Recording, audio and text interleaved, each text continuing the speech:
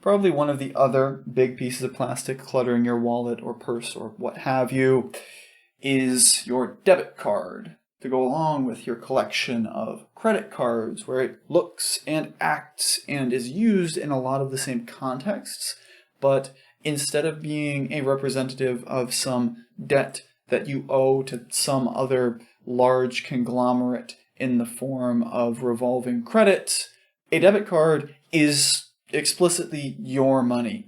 It's access directly to your checking account rather than any sort of credit system, where some debit cards can be run as credit cards because, for convenience and security reasons, some places prefer that. Like hotels, for example, prefer that, in the sense that with a credit card, it's very easy to make a charge and then remove the charge, or dispute and claim off a charge from a credit card. They want those things to work out that way, because identity theft works out badly both for you and for them, because it is their money, and if it gets lost, nobody's paying it, and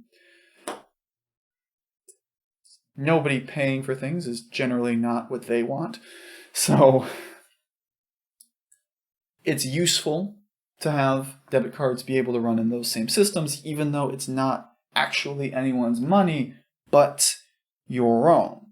Where, again, a lot of purchases aren't made with cash in hand anymore. It's rare to pay for something with a $20 bill when you can just put it into a chip slot now. So it's nice to have this sort of convenience and access available to you at all times, where debit cards as an idea, they're a couple decades later than credit cards, but they're still a 20th century American thing by and large. And in comparison to credit cards, debit cards basically don't have any of those signing bonus type things, because it's your money. There's no reason to try and attract you to spending your own money. It's just a convenience factor. It's not actually anything all that different from a check, except that most people will look at you funny if you give them a check. No. We're not splitting the bill. Pick up the check. Why do I have to pick up the check? Because you're LeBron James. Listen, don't look at me no differently now just because I got a little money. Whereas everyone will say, hey, put it in the card reader if you try and show them your debit card.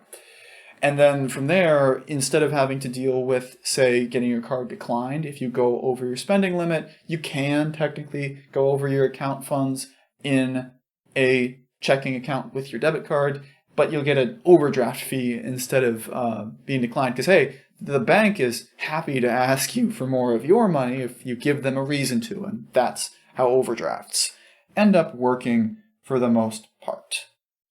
And pretty much in the same way like with credit cards, where you can use that itemized billing statement that you get from your online service, you can often check those sort of things with your debit card as well, depending on what bank you use and how your account is set up. But it is an option. And this is just like with a credit card, mostly a matter of convenience, that we have a way to pay for things where we don't need to be carrying around sacks of gold or rolls of $20 bills.